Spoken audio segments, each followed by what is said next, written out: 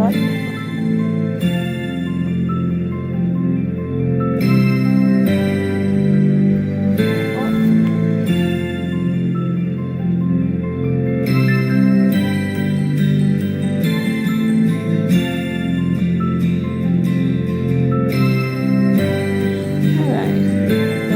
Life Makeover.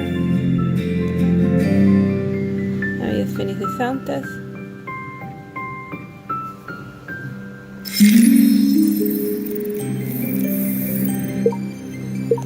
Do we have sound?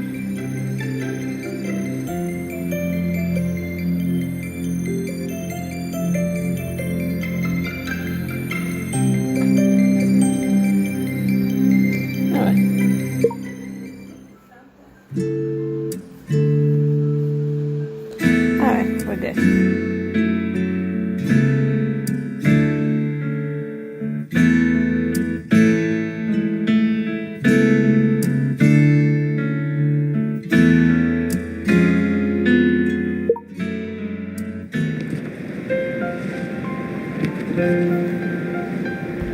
good. Wait, give me a second. Okay, so I did find the memory this time. Now it's Mansion of Secrets.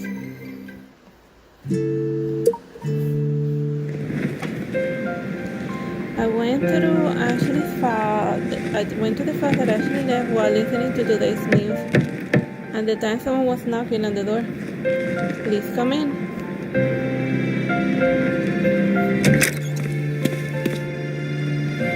Oh, I guess this is as far as the voice this chapter. Oh, that's good to know. Artsy Sister, so by that you're here. Can you go to the Galvin Mountains area with me?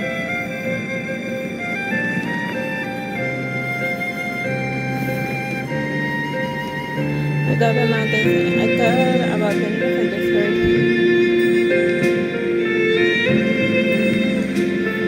Isn't the road there closer to a landslide? Has beautiful arbors twisted with anxiety and concern.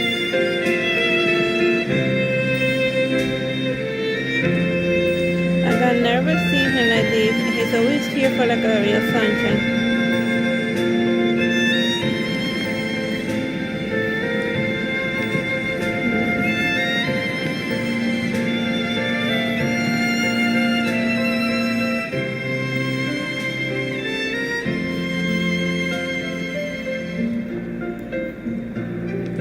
Did anything happen?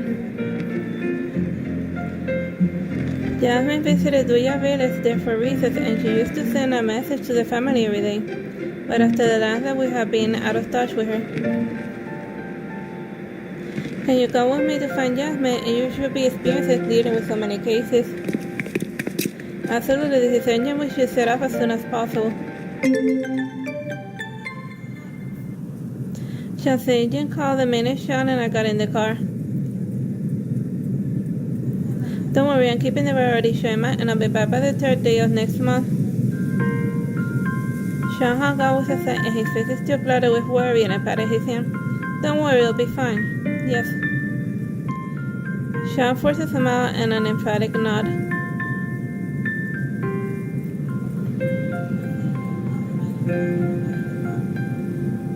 On the way, Sean rambled about his sister, and I learned that Jasmine grew up loving the ancient architecture. And as a kid, she used to spend the whole day looking at the old buildings and went out on a trip. And she then majored in architecture and even traveled around the country to study and protect ancient buildings. And remote mountainous areas, wastelands, deserts, she visited them all, and often stayed there for months. When visiting an ancient tower in Pinyon Town, she got trapped in the tower because of a torrential flood. But as soon as she was rescued, the first thing she did was check the tower. She must be trapped again this time, and I hope she's alright. Before he could say anything else, the car came to an abrupt stop. The road ahead was blocked.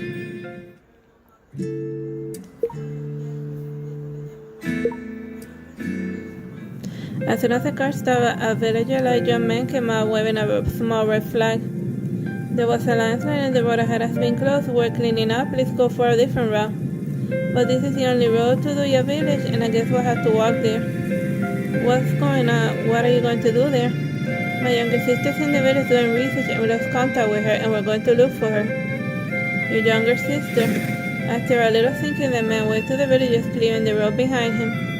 Only a rough mountain path led to the village, and I will find someone to take you there. Soon after, a dark-skinned lad ran over. Jacob, they can go to your village. Can you take them?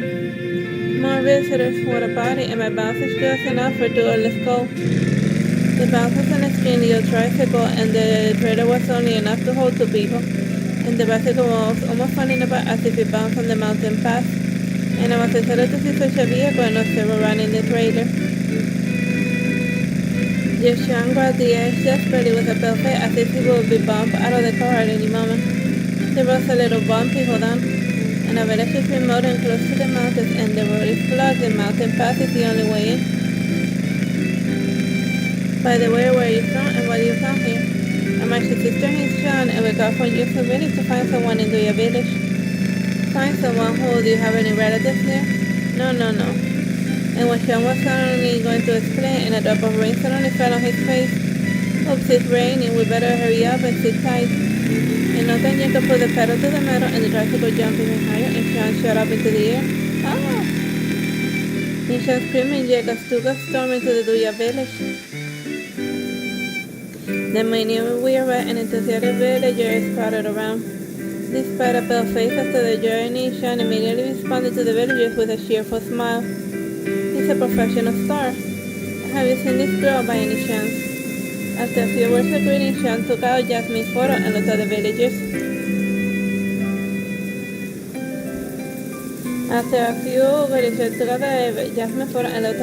Expectantly. The villagers sputtered on seeing the photo. So it's her you're looking for. Senga, you're here, take her with you. The demolition work isn't going anywhere because of her. What's wrong with her? Follow me and you'll see her, but you got wet on the way here. How about changing your clothes first? Alright then, forward or change.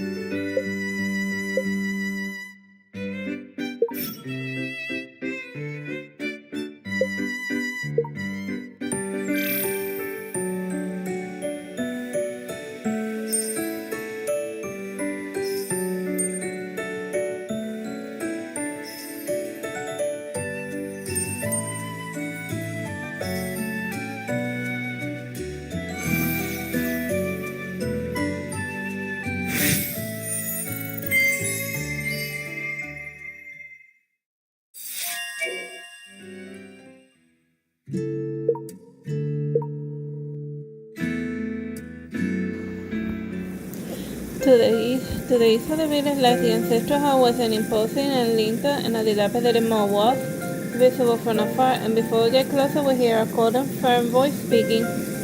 This ancient building is a great research and ornamental value, you can't just tear it down. At the entrance of the ancestral hall stood Jasmine, who valiantly looked at the approaching villagers. Her slender figure looked tall, and her cold temperament made her even more serious. Jasmine. She ran away that Jasmine, who then figured out those common ways the villagers were shunning me. Isn't the road blocked by the landslide? How do you get in here? Jacob drove us here.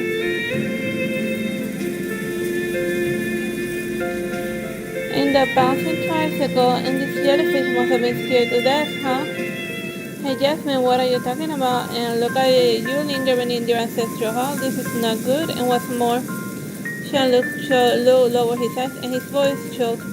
We haven't heard from you for days, and we are worried about you at home.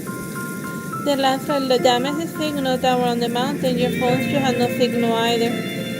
Plus, I know you will find me. Every time I ran out, you could always find me.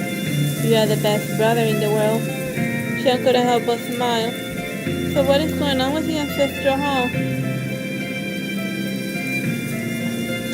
This is a long story.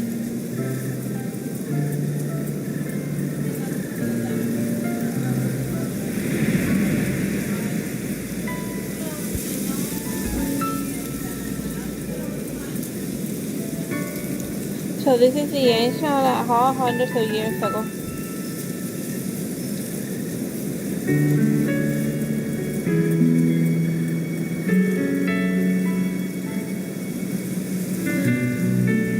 And the massive car decorations inside are also the chickens that are present, and they are of a great artistic value. It's a treasure to the city people like you, but only a broken ancestral hall to us. This car company brought us lots of money to tear down the ancestral hall for a new factory, and what's more, Jacob approached us and lowered his voice. This ancestral hall is haunted. Haunted. Sean unconsciously pressed himself closer to me. We didn't want to tear down the old hall built by our ancestors, but it has been weird since last year. And now we often hear people walking around, but no one is there when we check it. And we can see the lamp goes on and off from afar, but no one lives here, so how can the lamp be turned on? So buildings with the aging power lines can often experience short circuits or poor connections. Not a short circuit, and the chief even cut off the power line, but the lamp lights at night, so strange. The chief even got sick after returning from cutting off the power and has not recovered yet. It must be haunting. Or asbestos. I vote for asbestos. I noticed Sean staring at the ancestral hall nervously.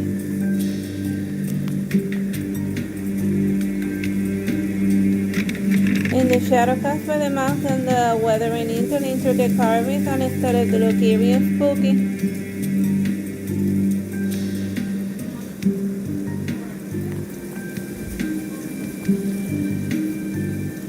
I couldn't help but shiver at the ancient cold that blew through the cracks of the floor. I didn't buy the haunted story, but I looked at Jasmine and she shook her head. Some strange things do happen at night and I haven't figured them out, but it's certainly not a haunting. Should we leave here now? No. Jasmine remained adamant, and she feared that the villagers would tear down the ancestral hall when she was away. Don't worry, the construction vehicles couldn't get here since the road is still blocked. Jen and I managed to persuade Jasmine to leave the ancestral hall for a while and stay at Jacob's. Let's change into a mature and composed outfit.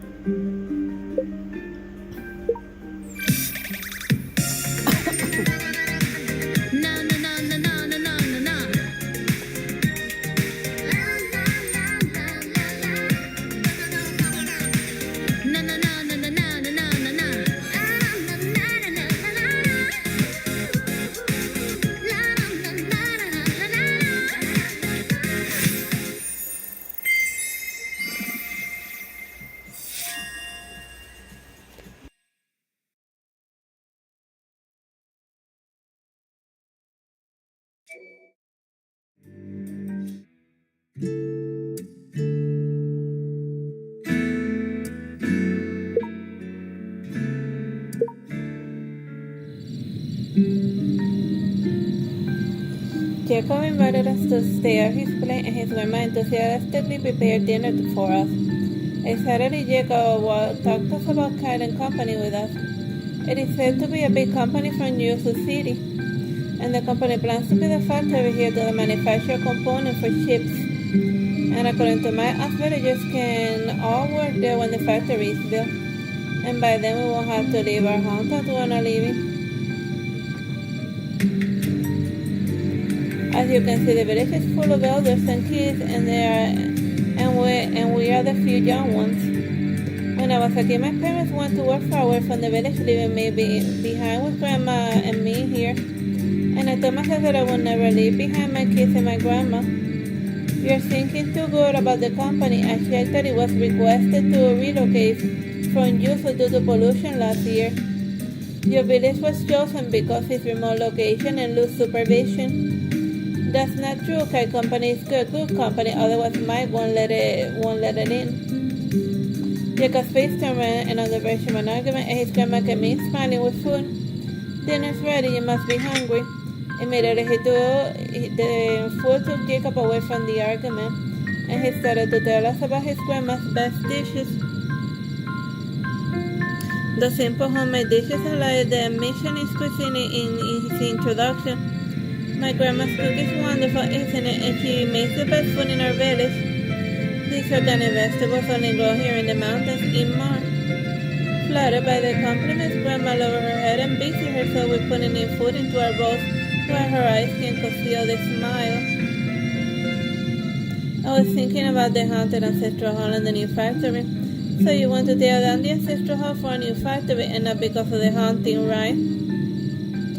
Not all think of this, and the others couldn't think straight. And they refused to let Kite Company employees in and claim that the only villagers can tear down the hall. And if it can't have beef for the haunting and the old cheese falling near, they won't allow anyone to touch the hall at all. According to mine, making a living is the top priority instead of protecting those old dead buildings. As I see it, Mike is possibly behind the haunting scene. Mind what you say, Mike is well educated, he'll never do something like this. Just as the two were about to quarrel against Sean, stopped Jasmine. Who is this Mike you're talking about? You have seen him, the chief's son, and he's led people to clear the landslide. Alas, the old chief is a good man, and he led us to save the whole village from being ruined by the flood. Yet he said the son was swept away, and Mike, the second son, is all he had.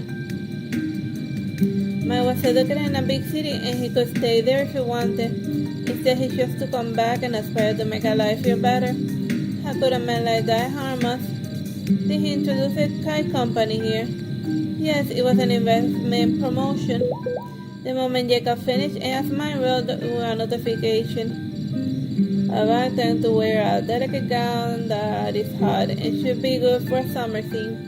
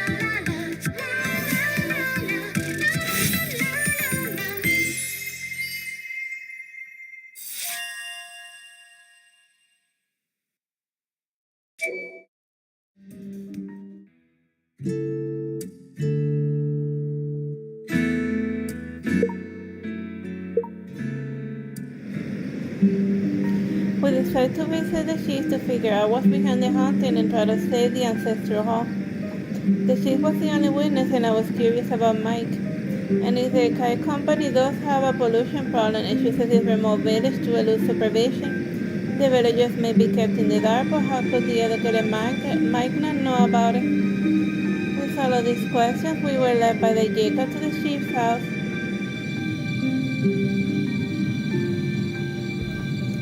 Mike won't welcome us warmly. And do you find your younger sister, and when are you going to leave?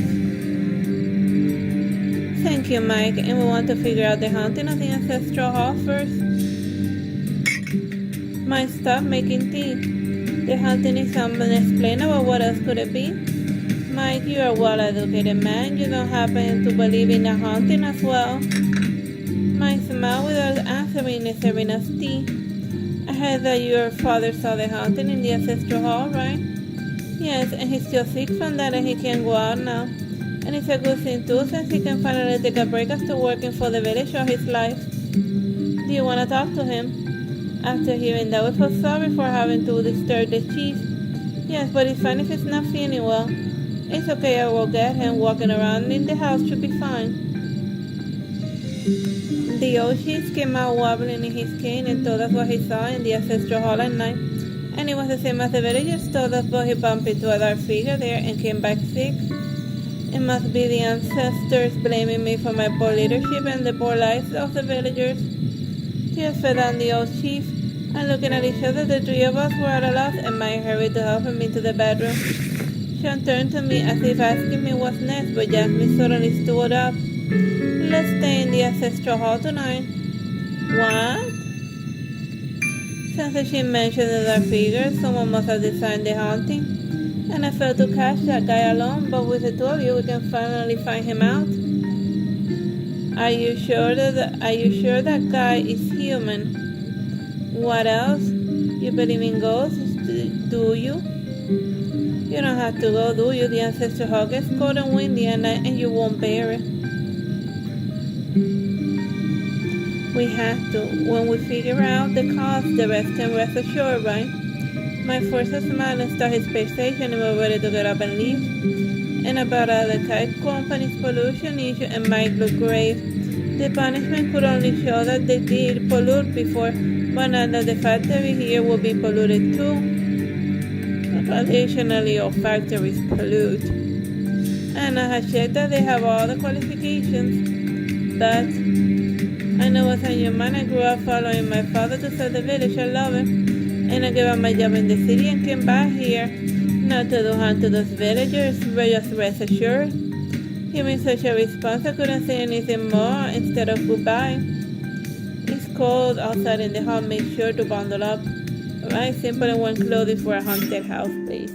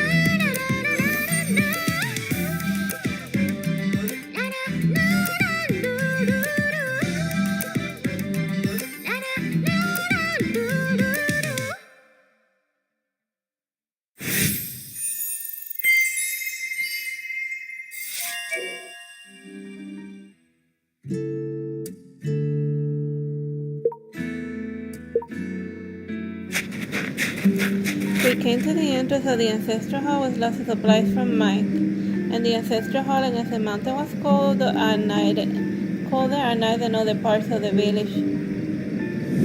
When the wind blew, the tree shadows on the walls and the ground immediately swayed like monsters, and Jasmine pushed open the door and walked in, but Sean stood still and refused to enter. Why? Can we just go back? Sean held onto my hand and clicked his tongue. Jasmine was surprised for a moment and then burst out laughing. Are you still afraid of ghosts like you did as a kid? No, I just don't want to go in there. They're coming to get you, Sean. Well, then you can wait here. Let's go. Jasmine then took my arm and ready to walk inside. Maybe I should just stay with Sean. Don't worry, he'll follow us in. Jasmine whispered to me and then turned back. Ghosts like those left behind the most. Wait for me. When the wooden floor creaked and below and the dust filled our nostrils, and in the moonlight we could clearly see inside the ancestral hall without a lamp on. Though the hall was dilapidated, the beams and the car mirrors still showed its past magnificence. Sean claiming to protect us was in the lead, but his heart thumping was especially clear against the silence. He believes he's protecting us. The hall was empty and we waited for a while, and there was no strange sound, nor did the lamp get on itself. Phew, so the haunting is just a rumor among the villagers. It's too early to tell, the ghosts may come later. Well, anyone who's seen ghost stories knows that like the ghost usually only shows up around the third act, and then but before that he just mucks about a bit. Poo, stop saying that. Just in the lamp in the ancestral house suddenly went on. Ah! Sean subconsciously kept me and Jasmine behind. I will go check it out. I will go with you. The old lamp creaked overhead and the flash flooded, and on and off because of the poor connection. So like the lights were in horror movie setting. The minute we found the switch, the lamp overhead suddenly flickered and went out. Did you pull the switch? I didn't, did you? Me, neither did I. She was spreading among us. Is it true that? Come off it. With that, the lamp was back on with a hissing sound. The switch is how something seems to be wrong. We're messing around with the lights to create a haunting that's kind of like, reminds me a bit of gaslighting, that like the husband to drive his wife insane was messing with the lights of the house and then pretending that there was nothing wrong with it. And then when you do something like that, at least in the US, they call it gaslighting someone. Making them think that it's when you make somebody think that they're crazy when you're the one that's doing the haunting. How about tearing the switch apart? And Olan had the same problem when I acted in a drama, and the cause was poor contact. And we followed Sean's instruction to remove the switch and found the screw for the circuit got loose. Sean tightened the screw, but he got up and put it back together, and the lamp didn't light up by itself. And after a sigh of relief, a creaking sound suddenly rang out overhead. Someone was walking around, but the hall only had one floor. How could there be someone overhead? And at the same time, another figure flashed outside the window, and Sean and I went after it. And the moment we ran out, I heard a splitting sound on my clothing getting torn by a nail on the door. Oops, I better change it to something like convenient and let the person run away. Well, it was changing clothing while chasing after someone doesn't seem like the brightest idea, but whatever, off we go.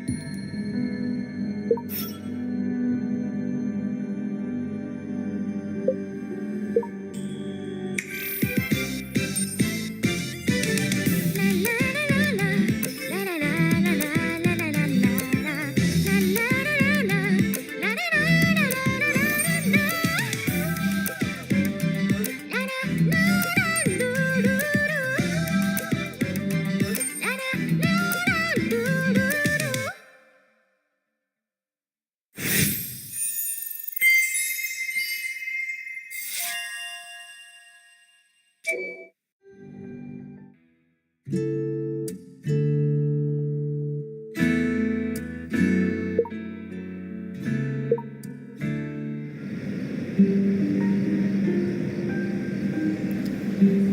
dark figure was so far with the route and turned into an alley line with houses, and Sean and I leapt after the person with a leash. Sean grabbed the dark figure by the arm. The dark figure pushed the wooden ladder against the wall, which came straight down on Sean and me. As Sean subconsciously reached out to hold the ladder, the dark figure quickly broke free. And when we held the ladder and stood still, the dark figure was long gone. What a pity that he got away like that. I just crushed his arm, and we can get him out tomorrow as long as we find the one with an injured arm. Well, let's head back to check on Jasmine. Sean and I walked side by side down the hallways, and the old log houses seemed broken in bright moonlight. The village still followed the old timetable, and only the few residents were living in the village, so there was already no one outside that nightfall. And the silent village got even deserted as the shadows of the houses got filled by the moonlit alleys. These houses look a bit old.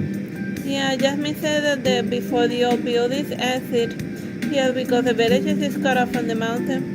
But many buildings have been demolished for the factory, so Jasmine fought desperately to protect their home. But Jacob made a point: the villagers must make a living in the first place. Walking down the empty and silent hallway right now is a bit scary. What if? Hey, stop it! I already feel that something is following me. Sean looked behind him, very alarmed. Scared now, and when you're afraid that the dark figure was a ghost. When I saw you chasing out, the first thing on my mind was to follow you. And when I grabbed the figure, I knew he was human, so I was less scared. When turning into another hallway, we faintly heard a conversation ahead. You had checked outside the village, and building a factory and handling the sewage is no problem at all. The villagers agreed too, and when the road is repaired, the machineries can enter to start the construction. The voice sounded familiar, and we peeked behind the wall and found Mike and two kite company employees. After the handshaking and a small talk, Mike and the two others drove off and left the village. Sean and I quietly retreated from the alley of the hall, and at the same time I reminded from my row. Time to change outfits.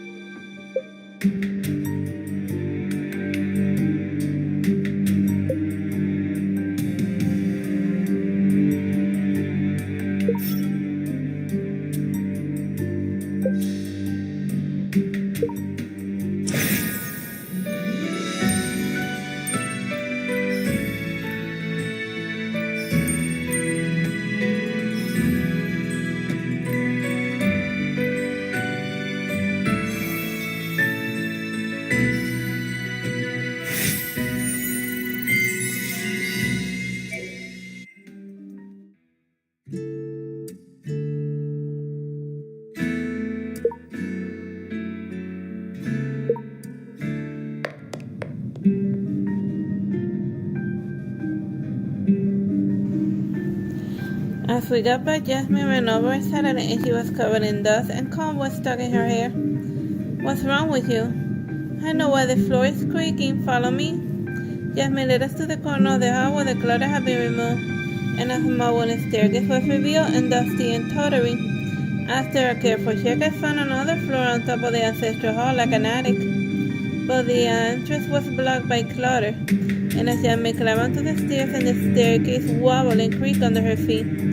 Can we really go up there? Yeah, just be careful. The stairs really had led to the small attic, and one had to hunch his back to get in.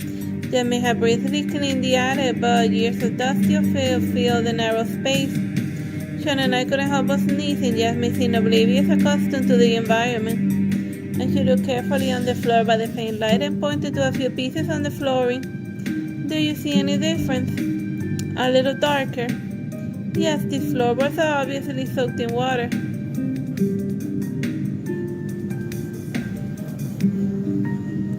I know the floorboards soaked in water will expand, and the squeeze the surrounding boards, especially in the hot summer days, and the sound comes.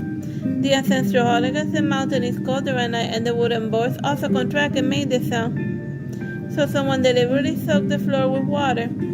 The clutter covering the staircase was deliberately put there so that the secret of the attic was not found. I told you there were no ghosts in this world, or maybe it just has a leaky roof.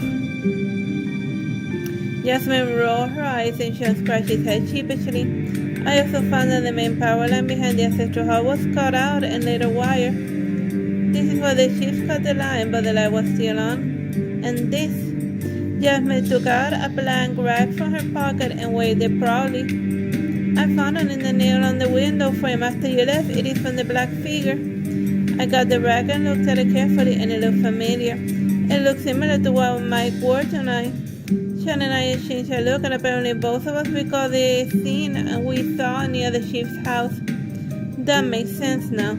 Well, what are you going on about? We told Jasmine what we saw, and Jasmine clapped her hands. I knew there must be something fishy going on when Mike tried hard to bring in the factory. I don't know how much money they received to actually come out with a streak. We had to reveal their collusion with the factory. And why don't we talk out to the chief first? The chief is dead. He dedicated his life to the village, and I don't think he will collude with the company. And if the chief doesn't know about what Mike has been doing, such an announcement without a warning will make him embarrassed. Alright, time to change it to an elegant and formal outfit.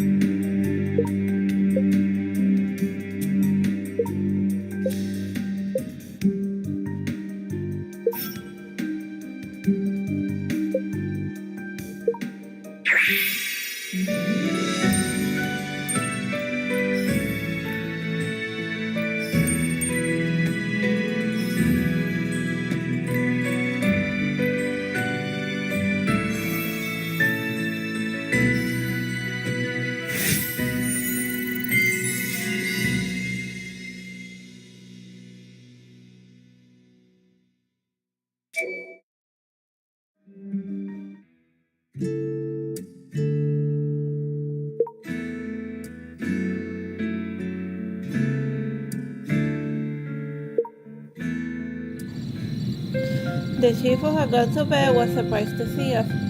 "Are you staying at the ancestral hall tonight, right?" He looked around and found no trace of Mike, and he should be sending the door out of the village, and he's not back yet. "Where is Mike?" "He's in bed." "I'll go check on him." "No, not necessary." The chief hurried and stopped Sean from going to the bedroom, and in a panic he even threw away his clutches. "You recovered from your wounds, Chief?"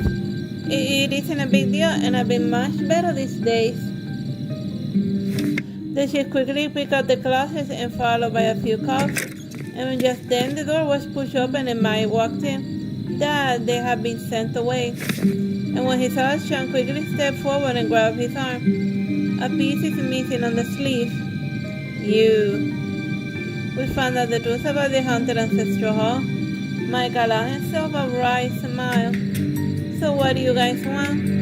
You know the pollution, but still collude with it to trick the villagers into tearing down the hall. Why?" "It was my idea." "Chief, I know what you're suspecting, but I can safely say that we haven't gotten a penny from the factory. Mike told me earlier on that the factory might cause pollution, but what can be done about it? No green business will invest in a remote village that gets blocked by landslide whenever there's a rainstorm. But you can accept every business delivered to your door, and pollution will affect your environment and health. Pollution can be managed over time, but there is no cure to poverty. The village is empty of young men, and how long can it last with the old and the weak?" Jasmine and I couldn't see a word, and Sean lingered with a tilt on the head as if thinking about something. "Alas, and I have been the chief for more than 30 years, and I want the village well more than anyone else. And I call Mike back to help build the village with his knowledge, and he's done a good job. And the ancestors commemorated the hall used to lead our people to a better life. And the demolition today only aims to bring a new way of survival to the village." "But," Yasmin hesitated and said softly, "these precious buildings are gone forever when demolished. You can get a copy even 300 years later." "Yeah, but you can't eat asbestos-filled buildings. And if like the humans drop dead, they won't be. And if the humans drop dead, what does it matter that the old buildings remain? Cause like living humans are the ones that give meaning to like the stuff around them." "I know, but there's no other way." "No, there is an option." Sean saw abruptly, and his eyes shining with a smile and light. "Turn the haunted mansion area into an Airbnb." "Leave it to me." As soon as Sean finished, I received a task from my room. Hot and cool outfit for a music festival. I guess he's bringing a ultra or something to like the village.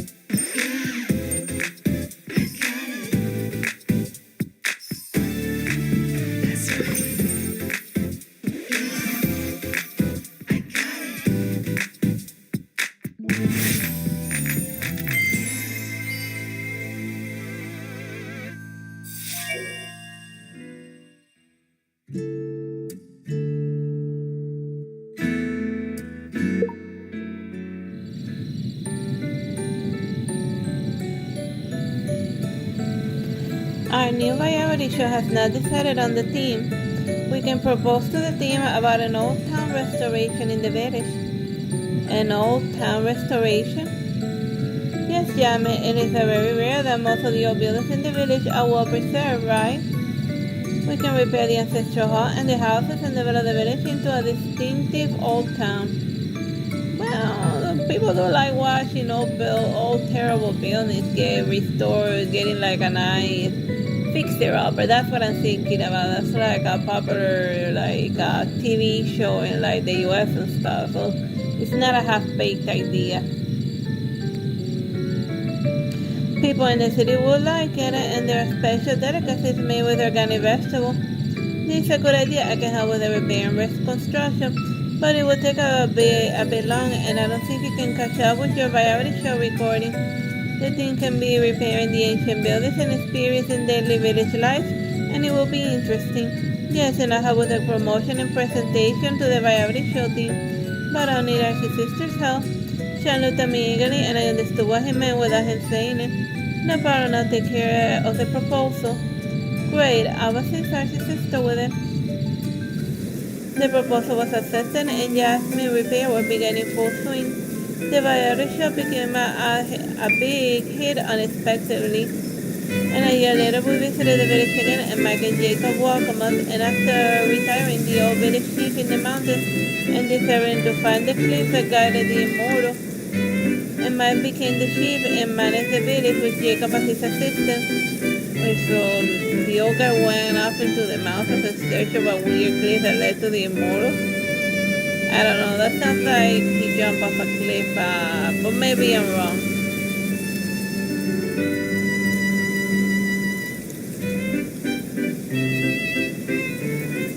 Our new village will reach the entrance of the village where the hills are reinforced with trees and vegetation.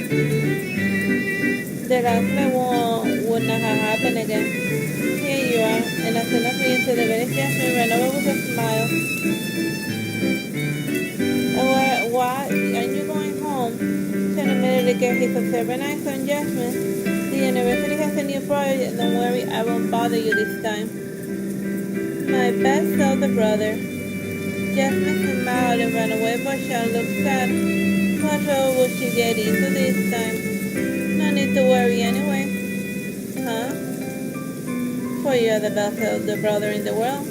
I made a face and Sean burst out laughter, and the wind blew high and the laughter in the bustling streets down into the clear sky. And they live happily ever after, more or less.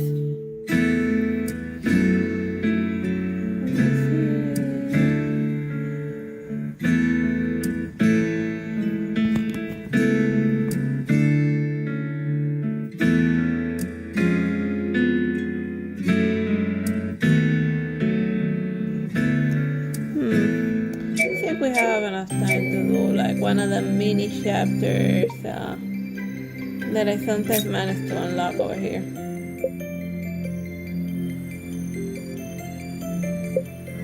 My mistake. I'll confess everything. The shadowing horse, the horse moves against the cobblestone mingle with the trees fragrance carried by through the windows. And I had no leisure to savor this scene come, and every word an invitation compels me to hasten my arrival. Days ago, the curator of the Invis Museum sent a letter requesting my help in the investigation of an anomalous letter. Yet I'm far from seasoned detective he envisioned. As a rookie detective who only handles small cases, I'm surprised to see my reputation suddenly take off. And after repeating invitations and multiple polite refusals, still finally compelled me to ascend. Artsy Sister, you can back out now. You have to play the detective role to perfection. And as the carriage starts at Invis Museum, I see the curator hastening towards me to the window. Drawing a forced breath, I push open the door of the carriage. Will not wait at your reputation as assistant, and your presence honor us beyond measure. With such persistence, sincerity, and refusal will have been bothered by discourtesy. Time's running out. Let's keep formality. I need a comprehensive inspection, and please kindly show me the way. The curator starts our tour from the exterior, meticulously examining the situation along our path. In the letter, the writer self-proclaimed as one of the plaintiffs vowed to see our artifacts on January 30. The curator immediately shut down the museum and barring all unauthorized personnel from approaching, and the police takes the threat seriously and dispatching multiple officers to secure the perimeter. Yet the curator remains uneasy, having heard of the reputation, and he sent me an invitation. The situation sounds delicate, and my gaze sweeps across the exterior wall, and a roll of power and ventilation windows catches my attention. Why haven't this been sealed? And that will hinder hair floor, and they're too high up, and surely nobody can. With the museum closed indefinitely, is ventilation truly a priority now? Or do you assume intruders can fit through such a narrow, elevated spaces? Still, please exploit birds, snakes, and rodents, any crevice left unguarded. The curator's face tightened and he not breathing, promising to have the window secured at once. And as we proceed to the rear, a figure crouching a sketchbook comes into view, clearly not the police. And I gestured toward him and lowered my voice. He said the grounds were clear, and who is he and what is he doing here? The curator looked surprised, and I didn't recognize him. He promptly introduced the man as Sean, who has just returned from studying painting abroad. And Sean often sketches here, with some of his works displayed in the museum's exhibition hall. That Sean is such a prominent industrialist family. And the curator nods and reverences his gaze, and I suddenly understand why Sean is allowed such a freedom here. And as we walk, Sean walks over and guides my hand and a firm handshake. Hello there. Hello I'm there. Sean. What's your name? And I sight his overly eager young man and his ever better pampered air. And the most arresting is his unbuttoned shirt, and even nothing to the imagination when he bends forward. Since when do decent people dress like this? It's like a pirate or a Starion with red gloves. That outfit, whatever. Which was actually like originally that fluffy shirt. Well, I think I also Lestat used to wear fluffy shirts like that. Moving on. Nodding curvy, I withdraw my hand and finger his brush, clear scar t-shirt on his old burn marks perhaps. Were you painting just now, and may I admire your work? Sure. Awesome. Sure, awesome.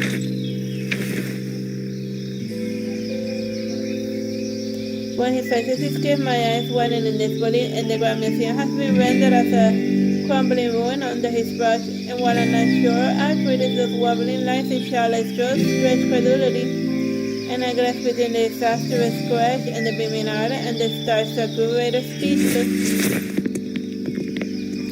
The curator hurriedly pushed Sean aside and murmured something to him, and the next moment Sean gathered his belongings and offered me a faint smile from a distance before leaving. His young Master Sean seemed rather peculiar, wouldn't you agree? Perhaps intimidated by his familiarity, the curator offers an awkward smile in response and gestures me aside. Compared to the placid exterior, the museum interior lurks with tension, and security officers patrol the corridors in 4 rotating shifts, and the rifles barrels gleaming with little shields, and floors that have been loosened and emitting and faint creaks stepping upon folds of metal for the detective intruders. Freshly dug oil glistens in the iron bars, and its fishy stench can stubbornly do anything that touches them, and let where the clappers feel the ease and whines and silencing unless the disturbing by climbers. A shouted for extensive prison in a transparent case bound by multiple chains with formidable locks, and the keyhole bears the wax seal mixed with a glass jar so molted a dance will fail on worried fingers. The curator emphasizes complete quarantine and politely barring even by the approach for closer inspection. This museum is barely a year old and yet already bustling with so many treasures. Impressive. And a flicker of discomfort crosses the curator's face as he dismisses the praise with a wave. You are being too modest, and a roll of paintings hung around the wall comes into view, and their visual assault leaving my eyes wounded. And I turn uneasily towards the adjacent lamp, and surprisingly the artist is Sean, and the charcoal sketch possesses all of the crude vigor of the children's scribbles. And why did he used to paint this? It is too shiny. Well, it's better just go check out that anonymous letter, and the envelope bears a wax seal that releases a faint botanical fragrance. And I exercise the fragrance and watching it melt and transmute color over the flame's ethereal smoke curling upwards. This is no ordinary seal, Corona wax. Once tried last century and prized for its scarcity and cost. Only collectors and antiquarians use it this day. Fortunately, my expertise recognizes this rarity. Tracking previous purchases might lead to their good, and the curator nods, issuing instructions officer while I unfold the letter. The clipped newspaper lines up in the neat columns, and the consistent font size and ink color make it obvious that they come from the same newspaper. To Irvis Museum, your institution prides itself on the treasures from all over the world, attracting countless visitors. But you have yet ever asked yourself, do these treasures rightfully belong to you? Aren't you ashamed to claim possession that they were never yours to keep? I guess a museum has like a lot of like Nazi stashes. Whatever, like I remember that like a lot of books that clean paintings, like they drew owners, so they had to like fight the museum with lawsuits to get those paintings back. Moving along. To uphold the fleeting justice, I shall come personally to return the artifacts and punish the thieves. Signed, the Flame Thief. And after reading the letter, I finally understand why the curator refused to disclose the details in his invitation. What does that even mean? I thought the phrase possessions that were never yours to keep, and thieves. The curator's gesture glacier and piercing through me like a winter frost. What the masters do can hardly be considered death, and pay no mind to such nonsense. At the mention of masters, an obsequious smile instantly creased across his face, revolting the behold. Yet I remind myself that a qualified detective shouldn't meddle in those affairs. Of course, higher help can afford to be choosy, you and I both. By the way, haven't you noticed something amiss in the letter? As I flatten the stationery, the curator scrutinizes it repeatedly but remains silent. The phrase around the world here has a typographical error. Ah yeah, it doesn't have an N. The typewriter used newspaper clippings containing typos, yet publications with errors never reach distribution. The perpetrator must have a printing house connection to obtain a pre-release material, don't you agree? The curator's eyes light with comprehension, and he showers me with praise and sends people to the printing house. Any competent detective would notice this, and these words swell in my mind, yet I keep them carefully contained. Days crawl by, just as frustration with her bureaucratic pace reaches its peak, and the final return with a poor shipping manifest in the printing house records. Sean purchased 2 batches of Corona COS to the department store and 3 months ago, not for resale. And with the printing house producer, none of the publication turns out to be his family asset. The evidence appears too obvious that it paradoxically seeps into a doubt in my mind. Were there any notable incidents 3 months back? Sean had approached me then and seeking a museum exhibition for his artwork, and you consented. After Polanzales, the curator confessed in harsh tone. Sean introduced him to the elite social circle, and his connection led to the prestigious invitation as luck would have it, and that's how he heard about me. And it naturally explained how these radically avant-garde paintings secure the museum walls. And I know the curator's deliberate flattery gets in no point in further sarcasm. Your master Sean isn't here for plein air painting, but rather to stake out the museum. And I noticed the birthmark on his fingertip and perhaps on the COS when folding the letters. Yet why would he exhibit his paintings here? Which artifact does he plan to steal?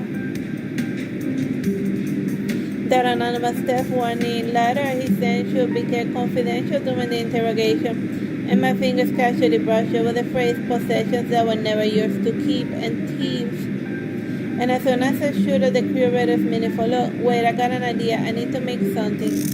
Safely assembling a newspaper clipping, I recreate the anonymous letter format. You threw the first goblet and will answer it in kind there to cover this treasure the lost and soul may buy when picked. And when the climates prove poor virtue and repent while you still can, our vigilance never sleeps, bullets are waiting. Whether you scale walls or vanish like smoke, escape remains at a full string. Yours, detective. To the flame. Show him the letter and observe his reaction, and if he's unrelated, he'll naturally appear confused. If he looks obviously astonished, it means he knows something. The office fell silent after he left, and closing my eyes, I left the faces of him and Sean alternate in my mind. With the case having reached a phase of progress, I finally let out a sigh of relief. Looks like trouble is coming for someone.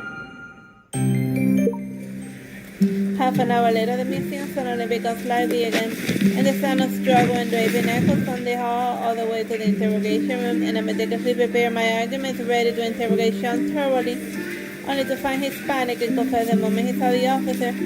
This is illogical. Do the detectives not deserve a dramatic showdown scene? An interrogation chamber, the glowing perfume hands stick and shot back at me. And what are you doing, dousing yourself in enough perfume to kill someone? Connor Sean has shedded his once confident demeanor, and his hair is disheveled mess streaked with grime. And his dripping collar has been wrecked wide open during the struggle and on a strap on his body. And with his wonder puppy-eye expression, he resembled nothing as so much as a crumbled wad of paper tossed aside.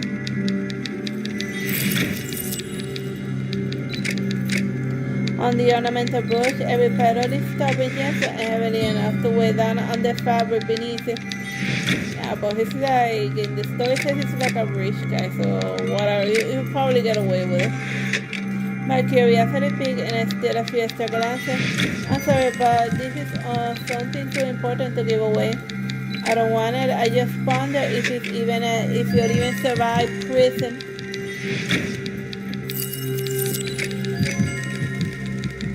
Your master Sean, and this intimate badge is in your canvas for doodles. My mistake, I confess everything doesn't cooperation or leniency. Arson is teaching fire safety.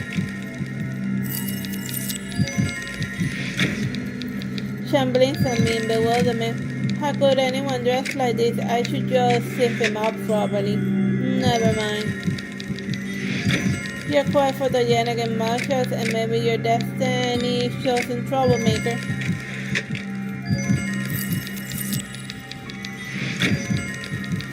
On camera, Sean recalls from the harsh light and furtively raising his hand to show his face. Oh, please don't send this to my parents. Relax, I won't. And the tension rests from Sean's shoulders permanently, and I'll be publishing it directly in the newspaper. Now tell me, what were you planning to steal? Sean furrowed his brow, biting his lip in hesitation before finally offering an unexpected answer. my own paintings. I want to make my parents proud, but I don't have that talent. And as a future heir to his family, he has all carried an unrealistic high expectation for his parents, and they sent him abroad hoping he'll achieve fame and honor to the family. But Sean failed at everything, and his grades ranked last in class, and he couldn't even spot typos when clipping the newspaper. Years of hard studies yielded no presentable work, and when the privileged idlers tried luring him into a vice, he couldn't master even revelry until everyone abandoned him. And in desperation, he has a scheme to stage his own art for publicity. Well, that did help the Mona Lisa. A masterpiece coveted by a fountain thinks such a gimmick it will surely elevate his reputation. I confess everything, and he said, could you let me go? It seems you're not talented in negotiations either. No, it's not a crime to steal from oneself. But it is to waste like police resources in making people worried and whatever. The curator appears relieved though its ashen complexion betrays the girl in ordeal he's endured these days. And as we're about to leave, Sean clasps my hand with a peculiar smile that lingers like an unsheathed blade. Amidst the curator's effusive gratitude when he escorts me out, a suddenly realization freezing me mid-step. My gaze drops to my steel tingling palm, and depending on his hand and the clumsily applied lacquer suggests his lack of experience handling wax seal. So why would he spend so much fancy sealing a wax only to find his name in that childish letter? This means theatrical notions of TV's pageantry, and only one plausible explanation remains. This was a deliberately staged and not for showmanship but as bait, and the antiquities are the true objection. So he was just a decoy. Without wasting breath on explanation, I dragged the curator back to the interrogation room and burst inside. Empty, only unconscious guards slump over the table, and Sean has dissolved into the shadow like ink in water. He orchestrated his own capture, and our overeager hands would deliver the wolf straight to the flock. Well, you always gotta be careful with what they call in Spanish world, mosquita muerta. Or it's somebody that's pretending to be as harmless as a dead fly. The tension seems to conceal the air until our uneasy breaths become labored raps, and while officers cover every corner, I stay with the curator in the center hall. No telltale footsteps, no jaws of wing chance, our cover left no trace, and the demand possessed wings. My frustrated contemplation shadow as something catches my eye. What is it? I carefully close in only to find a pale amorphous shape undulating silently in the dark corner. A rabbit, and why would there be a rabbit in the museum? I try to grab it, yet the soft fur melts through my finger and leaving a silken fiber rippling across my palm. The rabbit has transformed into a garment, and I wheel towards the curator, finding his agile face mirroring my shock and his witness the metamorphosis too. I unfold the clothes, and it's the outfit Sean had worn, and through the strap and brooch are gone now. That way, the brooch, the key piece, and my hands instantly mimic a throwing motion. I got it. He tied the brooch to one end of the strap, using it as a grappling hook around the pillars, and to swing between the columns like an acrobat, and no wind shots discern, no loose stops trigger, to stay hidden. And my gaze lifts the cathedral glass ceiling, and with the cotton-like clouds drift clear skies to stay hidden, he must follow the cloud's shadow. And as not a spoiler sweeping his gleam around cloud shadows and dancing across the marble floors. To catch me at mid-performance, how delightfully unexpected. Dust sweater and rabbit sleeves and confetti showers from above like rain. And with the crack of the fire was splitting the night, and the strawberry bounty appears before him in a golden numerals. Sean turns toward me, and his features cutting the stage without a trace of captive anxiety. Cloak billowing like a living shadow, he anchors his headwind and casually gaze. Limelight and lunar rays entwined in the shivering mist, rendering his silhouette a painter's mug sketch. And officers swung towards the steel bars, glittering in the circle their target. Sean, was this theatrical trap worth your hubris, and how we missed the wax seal? and his lips crossed like a dueling blade's edge, and his gaze pierced into the pretenses. You're just some rich guy with nothing better to do. What do you think elevated your reputation to draw his invitation? I see.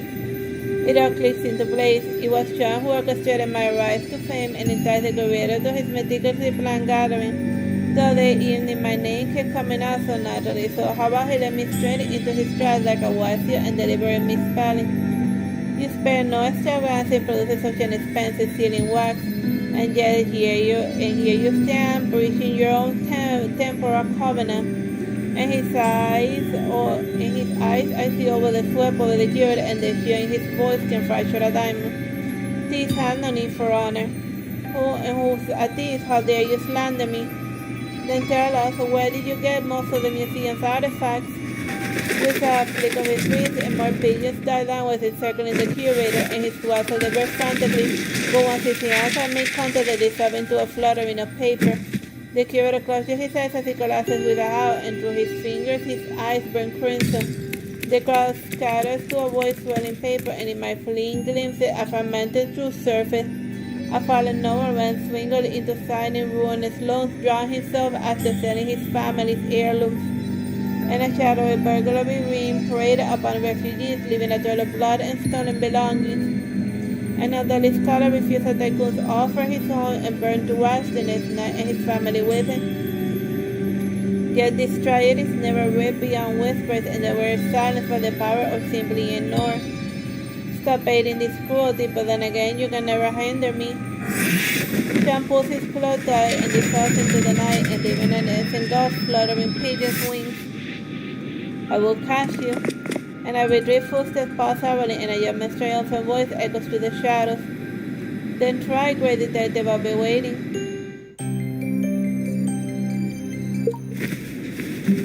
The words fall silent after he leaves, except for the curator's frantic wails that claw at everyone's nerves. You should have anticipated condemnation when harming the innocent. I gave him a withering look, and then assigned officers to guard the exhibit areas and set up backup teams. But within moments a sharp cry pierces the ear, followed by the sound of my eyes widening in disbelief.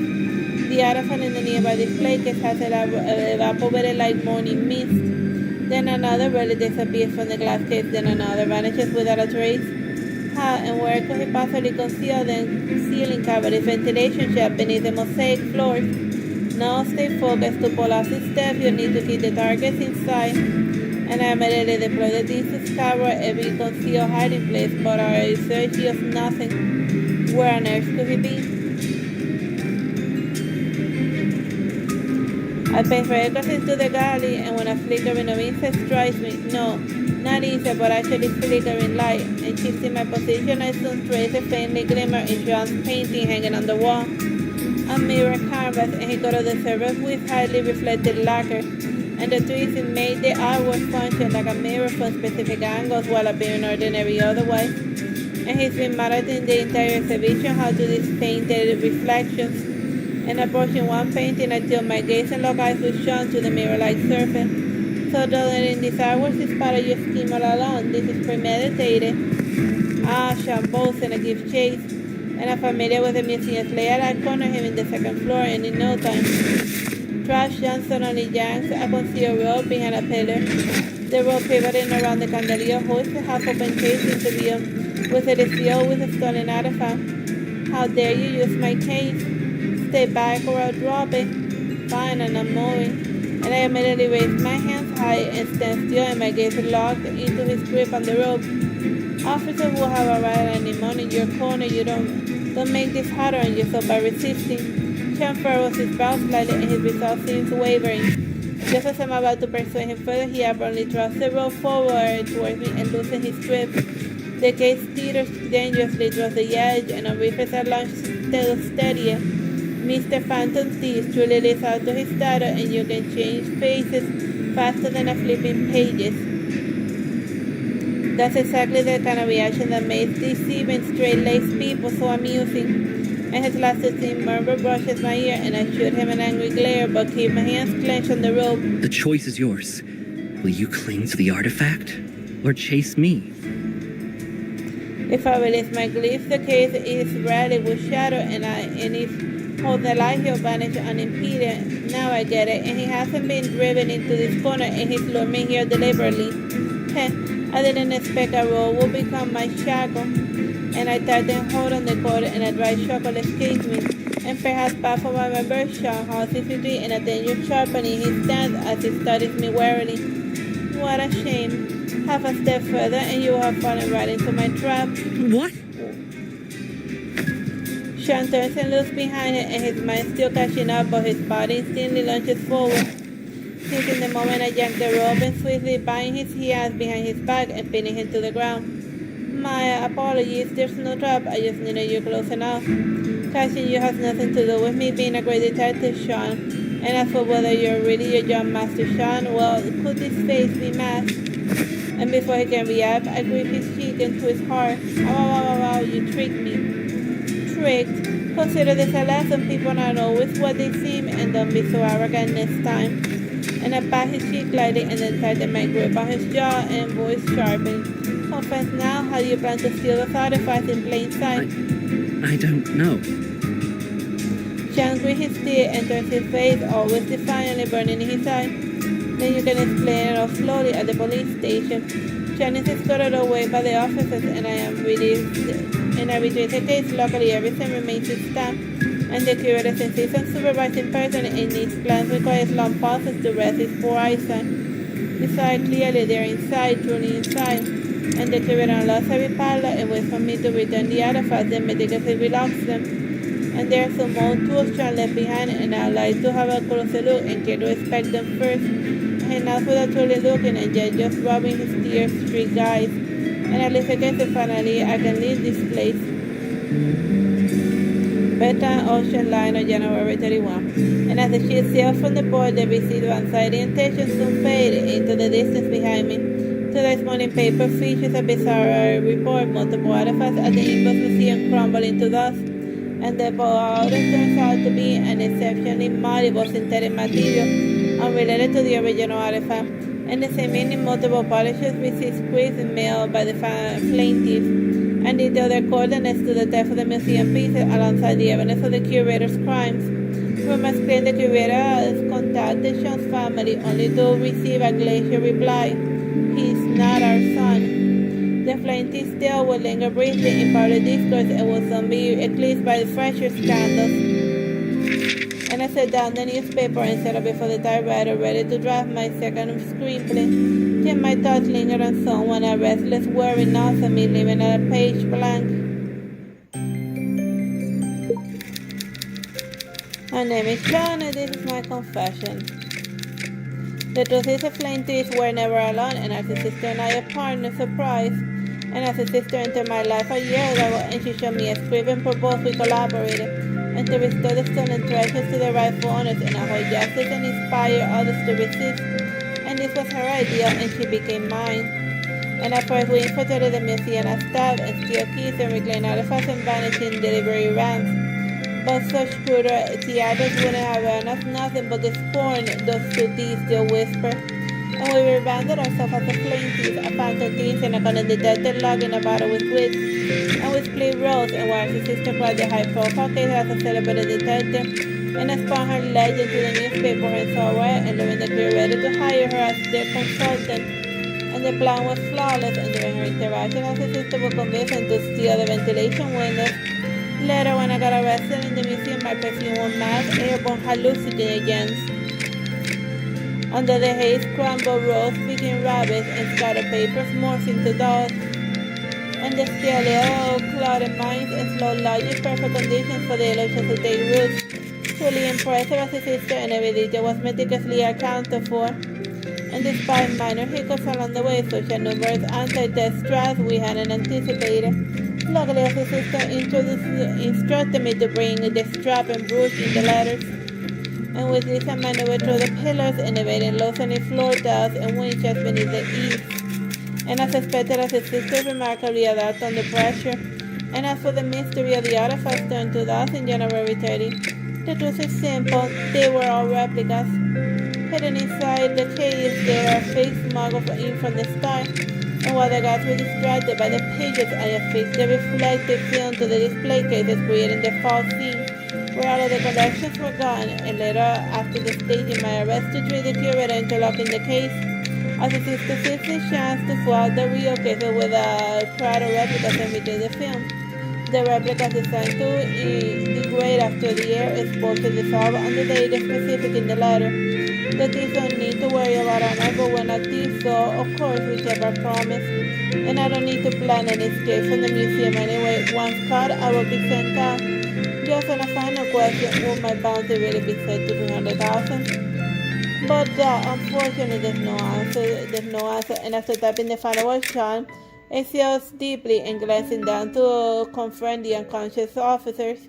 And he stares silently at his own image on the recording and wearing the same grimace to sports now. You can't really blame him for this mess, though, in his first time using a camcorder. And how could anyone be so clueless as to forget to record the audio and then had to scramble to add subtitles? And he planned to trim non-essential parts and give them time crunch, but upon a careful review, heavy lines turned out to be, well, somewhat critical. But now the publisher may have received the script mail under the Flame Thieves alias. And some will mark it as an absurd theater, and others will hail it as a heroic epic. And others will be mad about it. Critics will dissect this implausible precisely and what it should spark a heated debate. And after the review, new aliases identified as awaiting, and the Flame Thieves will make a new name for themselves. And such a great achievement surely will satisfy the family now. And he's no longer young Master Sean in the entire performance, and his participants are the greatest gift. And Sean's lips curling in an exquisite art, and though his eyes betray no trace of joy. And the clock on the wall ticks away in time, and time to go to the harbor for his departure. And back in the police station, Sean spotted a pen, and he picked it up and scribbled something into his palm. And as he boards the cabin and searches for Artsy Sister, his mind wanders uncontrollably. And he thinks of those experiences for the time at home and abroad during his study. And yet now all that has faded except for the parts tied to Artsy Sister, and every fireman involving her is as though her suddenly nervous grips, and he turns the sealing wax over his hand. And he chooses the sealing wax as a clue, and even brought extra corona with a selfish motive. Artsy Sister, from the very first meeting, she has shone like a radiant light dawning him. And it feels like falling into a mirror maze without exits, and where every turn reflects her image. And he wants to give her this healing wax, and then Shannon closes his bonnet, and where the hastily scrawled word confession has merged into a dense mush. And he glances at the one mirror reflectively, smothering out the clothes that are already perfectly in place. Artsy Sister, I like you. Oh wait, I should have said love instead, more direct and less ambiguous. And the phrase has circled endlessly to his mind, deciding to confess, and a whisper indication that quickens his pulse and turns every twist yet feels reluctant hope. I'll tell her today. And his mother mouth falters as he reaches out to knock, and then frees his hand hovering in midair. And again he hesitates, and his hope aims to prove himself and assert his independence from his family's control. But not bringing this up so abruptly. Will she think I have an ulterior murder, and will she turn away from me altogether? Before he can go further, the door abruptly swings open, and a hand yanks him inside. Have you forgotten we're fugitives, and disguises won't save us if you loiter so arrogantly in the corridor? I'm sorry. It just... The automatic apology dies as he remembers this wasn't the script. Artsy Sister was evaporated when she pulls him into an embrace warmer than the sunlight. Forget about it, you're safe, that's all that matters. And if something ever happened to you, no, I shouldn't say it. It is bad luck. Don't worry, no matter what, I will always make it back to you. Their position should be reversed. But as Artsy Sister trembles ever so slightly, clear she needs something or someone to hold on to for comfort.